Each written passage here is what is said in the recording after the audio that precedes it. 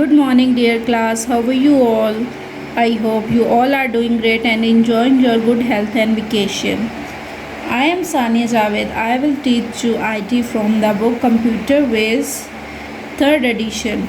As you know that students, today is our fourth online lecture. So keep your all the accessories with you, your lead pencil, your razor, sharpener, ruler, your book and your notebook also. So before starting over today's lecture, let's have a look on the previous lecture. So open up your books everybody. जी students, previous lesson में हमने third generation के बारे में पढ़ा था और third generation में जो टेक्नोलॉजी इन्वेंट हुई थी उसका नाम इंटीग्रेटेड सर्किट है। इंटीग्रेटेड सर्किट क्या होते हैं? Here is the integrated circuit. Integrated circuit जो है सिलिकॉन चिप्स पर मुश्तमिल होते हैं। ये साइज़ में छोटे होते हैं लेकिन इनका काम काफ़ी बड़ा होता है। ये स्पीड में फास्ट होते हैं, एफिशिएंटली वर्क करते हैं और इनका काम है इलेक्ट्रॉनिक सिग्नल्स को कैरी करना और कंप्यूटर को बताना कि उसने क्या काम करना है और किस तरह काम करना है। बेसिकली इसका काम कंप्यूटर्स को इंस्ट्रक्शंस देना है और उसको हदायत देना है कि उसने काम को किस तरह से करना है। एक सर्किट बोर्ड के ऊपर हज़ारों इंटीग्रेटेड सर्किट लगे होते हैं जो कि कंप्यूटर के लिए वर्किंग कर रहे होते हैं। उसके बाद हमने ये एक छोटी सी एक्टिविटी की थी और इस एक्टिविटी के बाद हमने फोर्थ जनरेशन के बारे में पढ़ा था। फोर्थ जनरेशन की जो मेन इन्वेंशन थी उसे माइक्रो प्रोसेसर कहते हैं। माइक्रो प्रोसेसर को बेसिकली हम सीपीयू भी कहते हैं और सीपीयू आपको पता है कि ब्रेन ऑफ कंप्यूटर है। ब्रेन के बगैर तो कोई पर्सन भी वर्किंग नहीं कर सकता, तो कंप्यूटर कैसे वर्क कर सकता है। ठीक है, उसके बाद हमने ये तो हमारा प्रीवियस लेसन था। अब हम अपने न्यू लेसन की तरफ आ जाते हैं, यानी आज के लेक्चर की तरफ आ जाते हैं। सबसे पहले आप लोग टॉप ऑफ द पेज पे डेट एंड डे मेंशन करेंगे। आज की डेट मेंशन करेंगे, आज का डे मेंशन करेंगे। ठीक है, उसके बाद हम अपनी रीडिंग स्टार्ट करते हैं। जी, तो आज की रीडिंग में हमने जो पढ़ना है, fifth generation computers are the most modern computers. Fifth generation के जो कंप्यूटर हैं वो सबसे जदीद तरीन कंप्यूटर हैं। These computers are becoming capable, ये कंप्यूटर्स इस काबिल बन रहे हैं of self organisation. Self organisation का आपने अंडरलाइन करना है और इसका ऊपर मीनिंग लिखना है। इसका मीनिंग होता है खुद तंजीम। और ख़ुद तंजीम हम किस तरह से लिखते हैं? इस तरह से लिखें। आप इसे अंडरलाइन करेंगे सेल्फ ऑर्गेनाइजेशन को और इसका मीनिंग लिखेंगे आगे खुद तंजीम, लर्निंग। आगे नेक्स्ट वर्ड आप अंडरलाइन करेंगे लर्निंग और लर्निंग का मीनिंग लिखेंगे सीखना। और लर्निंग का मतलब होता है सीखना। सीखना इस तरह से लिखते हैं, आपको नज़र आ रहा होगा बोर्ड में। उसके बाद है एंड वॉइस रिकग्निशन और आवाज़ की शनाख्त। आवाज़ की शनाख्त, ठीक है। इस लाइन का मतलब है कि ये कंप्यूटर खुद तंजीम, सीखने और आवाज़ की शनाख्त करने के काबिल बन रहे हैं, जो कि फिफ्थ जनरेशन के कंप्यूटर हैं। उसके बाद आता है innumerable CPUs will be used in fifth generation computers. ठीक है, इन्यूमरेबल यानी कसरत से ज़्यादा से ज़्यादा। इस वर्ड को भी आप अंडरलाइन करेंगे और इसका मीनिंग लिखेंगे कसरत या ज़्यादा से ज़्यादा। ठीक है, CPU will be used in fifth generation computers. Fifth generation computer में ज़्यादा से ज़्यादा या कसरत से CPU इस्तेमाल होंगे या किए जाएंगे। Computers that belong to this generation are more efficient. इस जनरेशन से ताल्लुक़ रखने वाले कंप्यूटर ज़्यादा बासलाहियत हैं, एक्यूरेट रिज़ल्ट में बिल्कुल दुरुस्त हैं, एंड स्मॉल और साइज़ में छोटे हैं। जो फिफ्थ जनरेशन से ताल्लुक़ रखने वाले कंप्यूटर हैं वो बासलाहियत, दुरुस्त और साइज़ में छोटे हैं। They have high computing speed और इनकी स्पीड जो है वो बहुत ज़्यादा है, हाई स्पीड है इनकी। उसके बाद नीचे हमारे पास एक बुक वर्क के ऊपर क्वेश्चन दिया हुआ है। इस क्वेश्चन को देख लेते हैं। What do you imagine computers will be able to do in the future? कि आप क्या सोचते हैं या क्या ख्याल करते हैं कि कंप्यूटर फ्यूचर में क्या करने के काबिल होंगे, कौन कौन से काम करने के काबिल होंगे। आपने ये बुक वर्क मेरे साथ साथ लिखना है, आई विल स्पेल आउट, और आप लोग अपनी नीट नोटबुक के ऊपर इसको नोट भी करेंगे। पहले पढ़ लेते हैं कि क्या क्या काम कर सकेगा कंप्यूटर, फिर आप लिखिएगा। In the future computer will be able to do everything automatically, कि फ्यूचर में जो कंप्यूटर है वो हर चीज़ ऑटोमेटिकली खुद ब खुद करने के काबिल होंगे। They will have very fast speed, उनकी स्पीड बहुत ज़्यादा तेज़ होगी, जो हमारे जदीद कंप्यूटर है उनसे भी ज़्यादा तेज़ होगी। And they will be able to recognise the voice also, और वो दूसरों की आवाज़ को भी पहचानने के काबिल होंगे। ठीक है, अब आप लोग मेरे साथ लिखेंगे इसको। बेहतरीन तरीका तो ये है कि आप लोग इसका स्क्रीनशॉट ले लें ताकि आसानी से अपना काम कर सकें।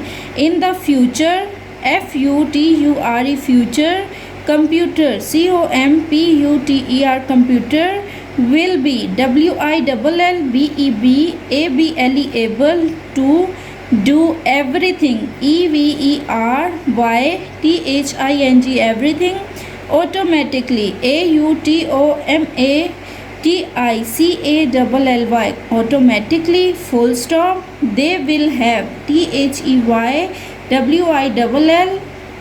will HAVE have very VERY very, fast FAST fast, speed SPEED speed, and AND THEY they will WILL will, be able ABLE able to recognize शनाख्त करना RECOGNIZE recognize the voice VOICE voice, ALSO voice also. ठीक है, तो इस को आपने बहुत neatly अपनी बुक के ऊपर ही नोट करना है। ठीक हो गया स्टूडेंट्स, उसके बाद नेक्स्ट पेज पे आ जाएं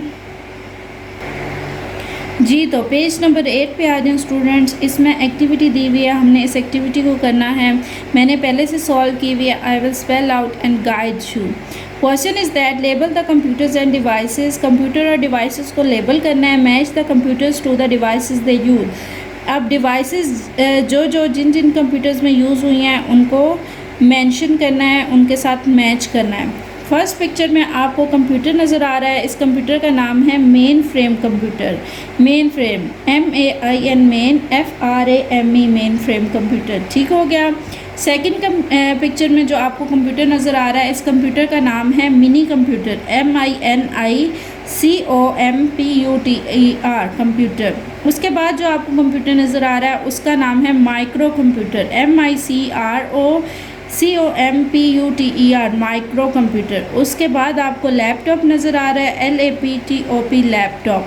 फिर आपको स्मार्टफ़ोन नज़र आ रहा है, आप स्मार्टफ़ोन का नाम लिख देंगे SMART स्मार्ट PHONE स्मार्टफ़ोन।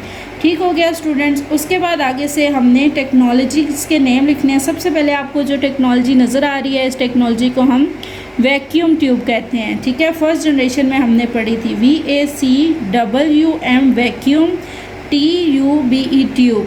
ठीक हो गया। सेकंड में आपको ट्रांजिस्टर्स नज़र आ रहे हैं TRANSISTORS ट्रांजिस्टर्स। फिर आपको इंटीग्रेटेड सर्किट नज़र आ रहे हैं INTEGRATED integrated, CIRCUIT integrated circuit. उसके बाद आपको माइक्रो प्रोसेसर नज़र आ रहे हैं MICRO micro, PROCESSOR micro processor. ठीक है, ये एक्टिविटी आपने बहुत ध्यान से करनी है, खुद करने की कोशिश कीजिएगा, उसके बाद वीडियोस में से देखिएगा जी बेटा जी। अब हम नेक्स्ट पेज पे आ जाते हैं, पेज नंबर 9 पे। यहाँ पे भी एक एक्टिविटी दी हुई है फिलिंग द ब्लैंक्स वाली। उन्होंने क्या filling the blanks with the name of the correct devices, हमने डिवाइसेस के नाम लिखने हैं, करेक्ट डिवाइसेस के नाम लिखने हैं। फर्स्ट ब्लैंक है a dash is made of a wires and a glass bulb. कौन सी टेक्नोलॉजी या कौन सी चीज़ है जो वायर्स और ग्लास बल्ब से बनी हुई है? तो हमने फर्स्ट जनरेशन में वैक्यूम ट्यूब के बारे में पढ़ा था। तो फर्स्ट ब्लैंक में आएगा VACWM vacuum, TUBE tube vacuum tube. Second blank को अगर हम देखें, and dash carries electronic signals that tells the computer what to do. क्या चीज़ है जो कि इलेक्ट्रॉनिक सिग्नल्स को ले जाती है और कंप्यूटर को बताती है कि उसने क्या करना है। इंटीग्रेटेड सर्किट के बारे में हमने ये सब पढ़ा था, तो यहाँ पे आएगा इंटीग्रेटेड। और इंटीग्रेटेड के स्पेलिंग्स होते हैं INTEGRATED integrated, CIRCUIT integrated circuit. Third blank की तरफ हम आ जाते हैं। Dash uses less electricity than a vacuum tube. कौन जो हैं वो वैक्यूम ट्यूब से कम इलेक्ट्रिसिटी कंज्यूम करते हैं या यूज़ करते हैं? Transistors, TRANSISTOR transistor. Third blank में आएगा ट्रांजिस्टर। उसके बाद फोर्थ ब्लैंक की तरफ अगर हम जाएं तो देखते हैं and dash transmits more electricity when heat light और वोल्टेज इज़ इंक्रीज। कौन जो है वो ज़्यादा इलेक्ट्रिसिटी ट्रांसमिट करता है जब लाइट, हीट और वोल्टेज बढ़ जाते हैं? Integrated circuit, INTEGRATED integrated, CIRCUIT integrated circuit. उसके बाद नेक्स्ट ब्लैंक पे आ जाते हैं। A dash is made from silicon, a material found in sand and clay। कौन सी चीज़ है जो सिलिकॉन से बनी हुई है जिसका मटेरियल सैंड और क्ले होता है? वो चीज़ है microchip, MICRO micro, CHIP chip. Next blank पे आ जाते हैं। A dash has an integrated circuit with electronic circuit and memory storage. कौन सी चीज़ है जो कि जिसमें इंटीग्रेटेड सर्किट होता है इलेक्ट्रॉनिक सर्किट और मेमोरी स्टोरेज के साथ? तो वो है micro processor, MICRO micro, PROCESSOR micro processor. उसके बाद नेक्स्ट ब्लैंक पे आ जाते हैं। And dash is used in main frames and mini computers. Main frame और मिनी कंप्यूटर्स में कौन सी टेक्नोलॉजी यूज़ हुई है? Integrated circuit, integrated circuit. Next blank पे आ जाते हैं। A dash controls the flow of electricity in the computer. Computer में जो इलेक्ट्रिक करंट या इलेक्ट्रिसिटी के फ्लो को कंट्रोल करता है वो है ट्रांजिस्टर, TRANSISTOR ट्रांजिस्टर। अब इस एक्टिविटी को भी आपने अच्छी तरीके से पहले खुद पढ़ना है क्योंकि चैप्टर हमने पढ़ा है, आपने खुद से पढ़ा हुआ है। इन ब्लैंक्स को खुद सॉल्व करने की कोशिश करनी है, फिर आपने यहाँ से देखनी है जहाँ पे कोई कन्फ्यूजन नहीं जो। सो हमारा चैप्टर जो है यहाँ पे वाइंड अप हो जाता है। हमने अब इसका क्वेश्चन नंबर 1 करना है। So open up your copies everybody and keep your black and blue pen with you.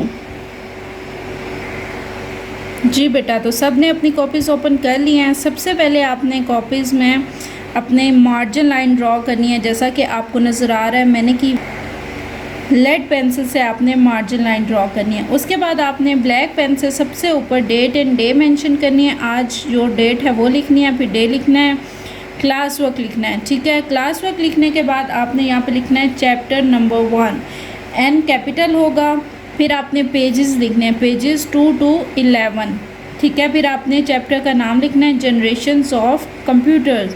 Generations का G कैपिटल होगा, ऑफ फिर कंप्यूटर्स का C कैपिटल होगा। इतना करने के बाद आपने यहाँ पे लिखना है क्वेश्चन नंबर 1।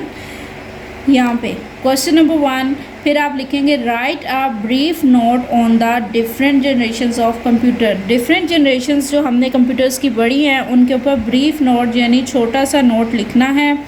आंसर में आप लिखेंगे फर्स्ट जनरेशन कंप्यूटर, ब्लैक से ही हेडिंग देंगे first generation computer.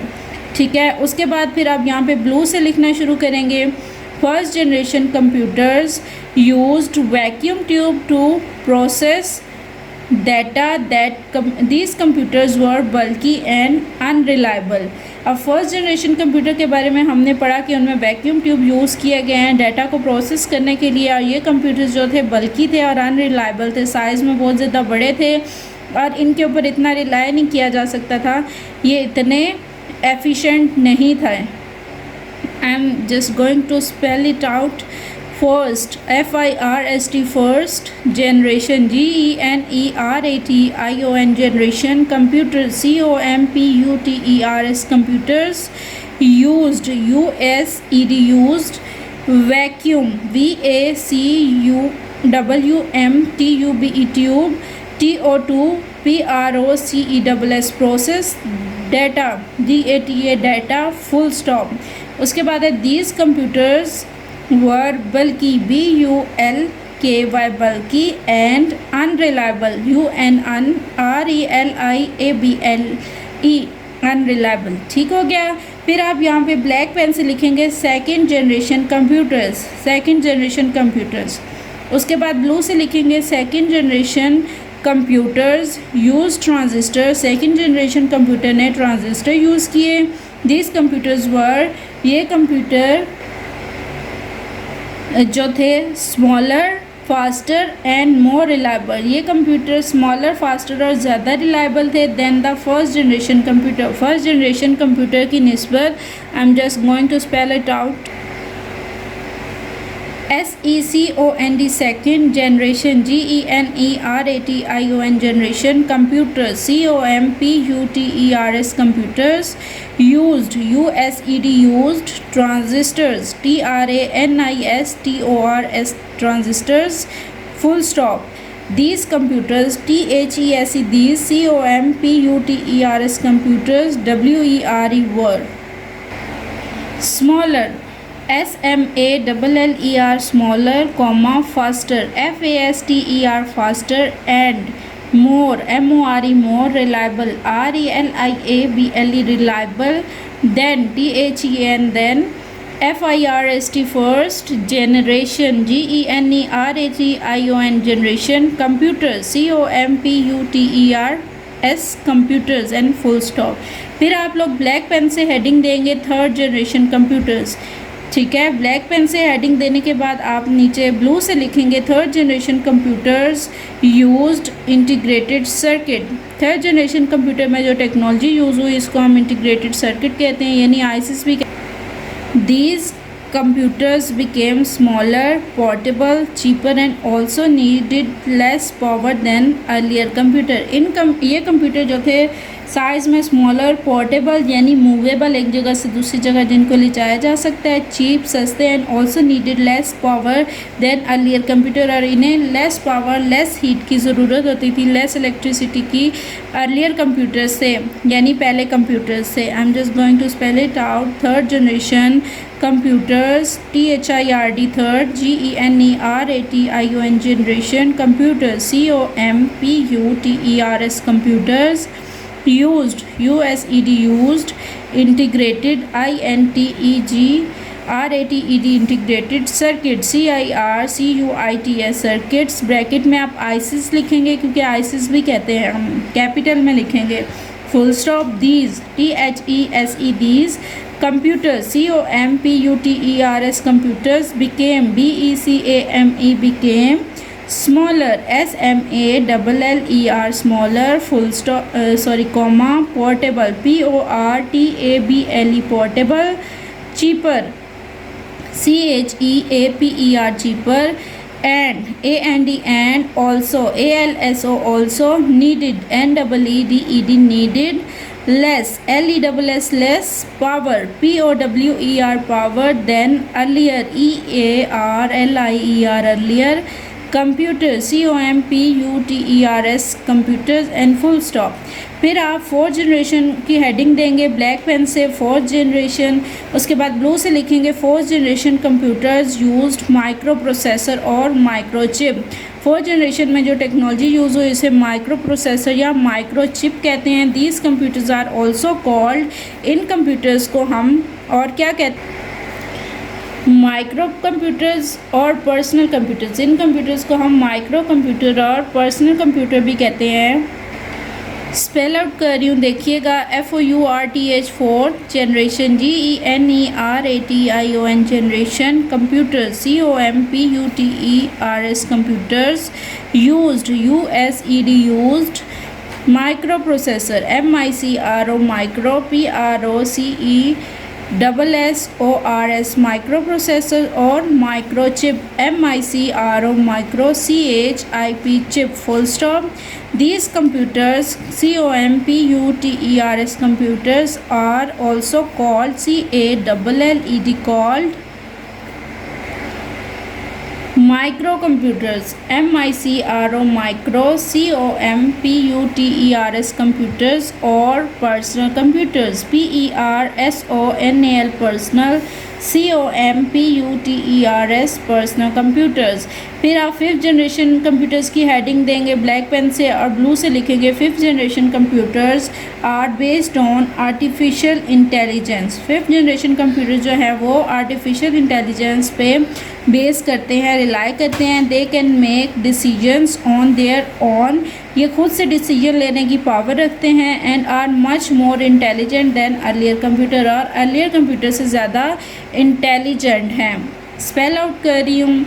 5th FIFTH 5th generation GENERATION generation computer COMPUTERS computers are ARERBASED based on artificial ARTIFICIAL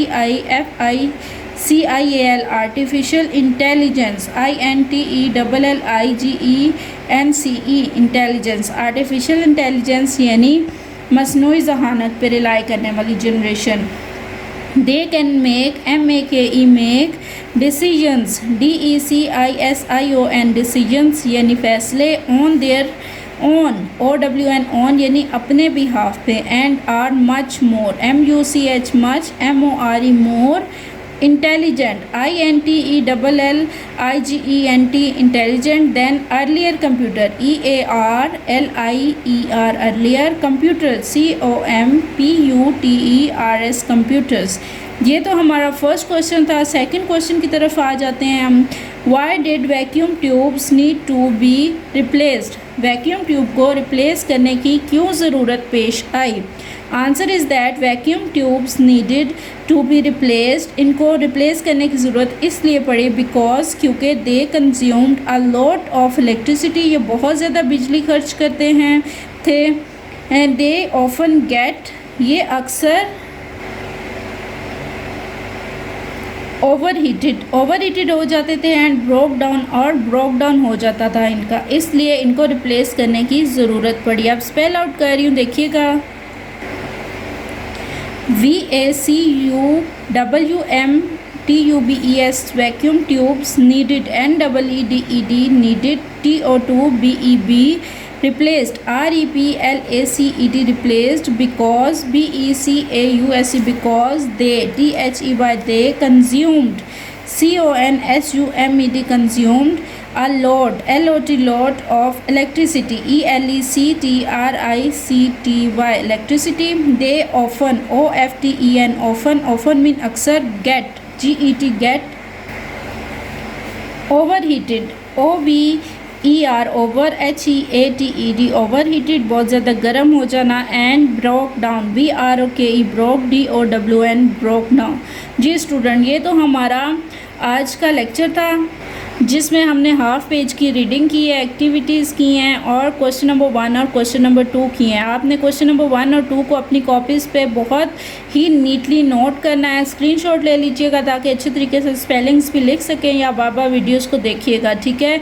in question number 1 और क्वेश्चन नंबर 2 को आपने लिखने के साथ साथ याद भी करना है, ठीक है। आपका होम टास्क ये है कि आपने क्वेश्चन 1 और क्वेश्चन 2 को याद करना है, प्लस बुक वर्क पे जो हमने एक्टिविटीज़ की हैं उनको भी याद करना है, ठीक है। अपना बहुत सारा ख्याल रखिएगा। Good bye class.